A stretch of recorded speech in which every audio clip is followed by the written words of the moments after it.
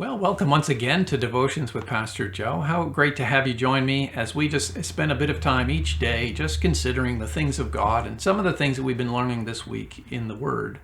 Now, the subject of this time that we've been looking at is based around the messages that I've been preaching all about resources or money and the things that we depend on because they have a very strong power over us.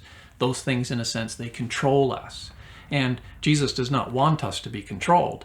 So he doesn't want us to be in relationships where we end up owing things to kind of the system or the ways of this world and running around anxiously worrying about whether we'll have enough. It's just not the way that he wants us to live. So we're talking about freedom. We're talking about walking in a way of confidence with God, knowing that his love is perfected towards us. And it's so great to be able to trust in a God who's reliable.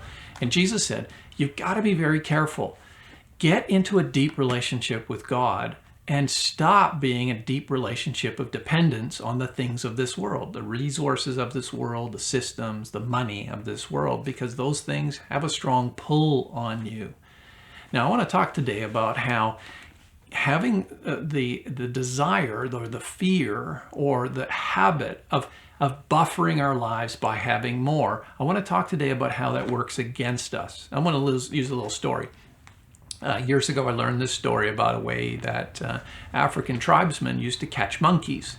And what they would do is they would, in full view of the monkeys in the trees, they would go to a mound of dirt or mud or a termite mound or something like that, and they would dig a hole with a stick deep inside the mud or whatever it is, just the reach of a monkey's arm.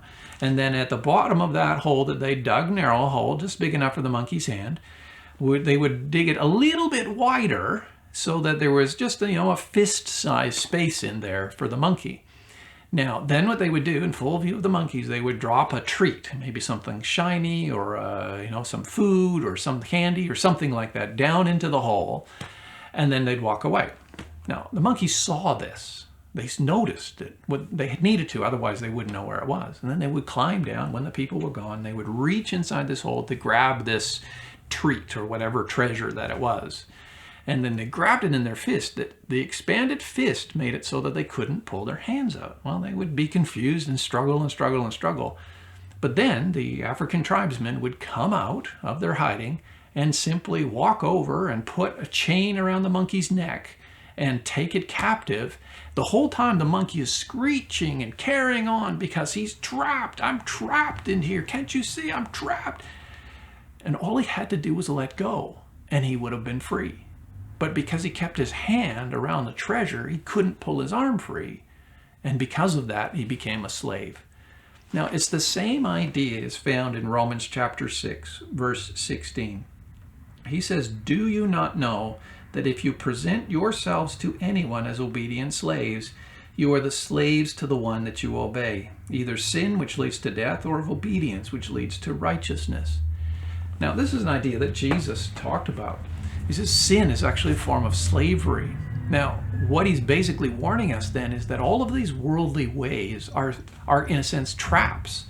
If we start obeying those things, they control us. And here's the issue.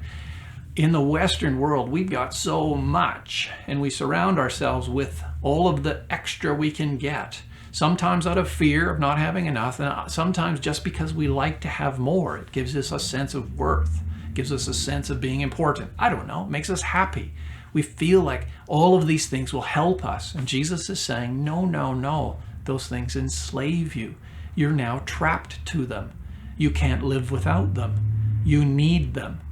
And when you are locked into those things, you're a slave to the things that you obey. So what is important for us is that in order for Jesus to help us walk in freedom, is he's got to get us to let go so we can get our arm out of the trap. We've got to let go of the stuff of this world. Now, your way of letting go is, I don't know how you're going to do that. Do you need to give away some of your stuff? Do you need to stop obsessing about stuff? Do you need to stop worrying about stuff? What is the way that you are, in a sense, held to your current life? If you understand that, then I'm praying that today that God is going to give you wisdom so that you can let go and that you can reach into God and lock in there. Because if you are locked into God, then you are going to become more like Him. You're going to form more of His habits and more of His ways. That's where your loyalty will be. It's also where your freedom will be. And then you can walk because you know that God will give you everything you need. You don't need to trust the things of this world. They can't control you now. Then you'll be way more effective in your life. So why don't you just ask yourself today, what are the things in your life that you think you own, but they actually own you? And may God give you wisdom to see those things. And then may you ask God for His work to free you. Through Christ Jesus, we can become free. God bless you. Have a great day.